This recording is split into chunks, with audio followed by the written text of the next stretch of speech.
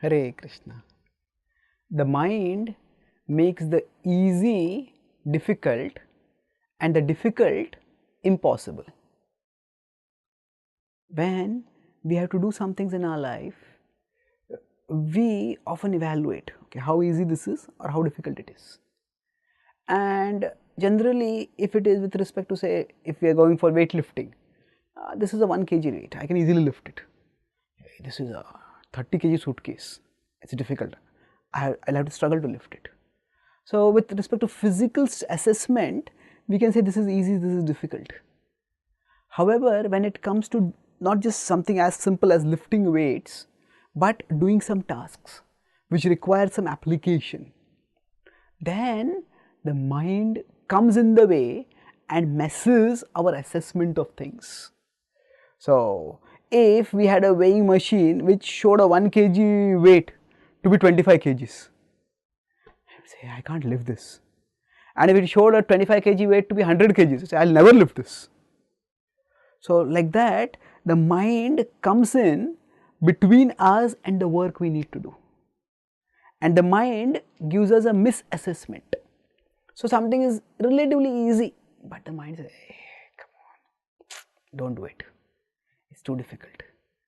And many times we will see that if we just start doing it, say if we have to study for, we have to do some submission work of some journal, work which is boring, not very difficult, but we just keep putting it off. And the more we put off, the more difficult it seems.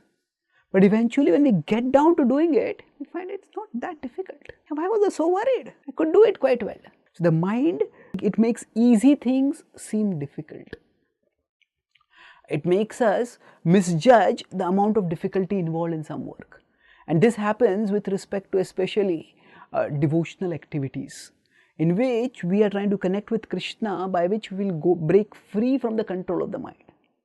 So for example, if we are to go to a temple for some spiritual program, if we are to say read the Bhagavad Gita, it's too difficult. But actually if we go to the temple, if we start reading the Bhagavad Gita, I find, yeah, it's not that difficult. I read so many things, I take a page and I read it. So whenever things start seeming difficult, especially good things which we know are beneficial for us, when they start seeming difficult, we have to know that the mind is coming in way and is messing up my calculations. And some things are difficult. Say for example, on some holy days like Janmashtami, we fast. Now fasting is difficult, but it's not impossible. The mind makes us right in the beginning only say, no, you can't do it. But if we come in the association of devotees and we engage in spiritual activities and keep our consciousness absorbed in that, then we find it is not all that difficult. I did it and I had a good time doing it. So again, what happens is that if we rely on the mind to assess the difficulty level of things, we will be misled. Instead, if we rely on our intelligence guided by scripture and come in the association of those who are doing those things, then we will find that it becomes much easier. So the Bhagavad Gita tells us that the mind is unreliable, and rather than relying on the mind, we have to rely on our intelligence, and that is critical for us to make wise choices. So the Gita says in 6.5 that Uddharedatmanatmanam natmanam avasadayet atmaiva yatmano bandhur atmaiva ripuratmanaha, that you need to elevate ourselves, not degrade ourselves with the mind. And for that purpose, if we have to elevate ourselves, then we can't rely on the mind for perception.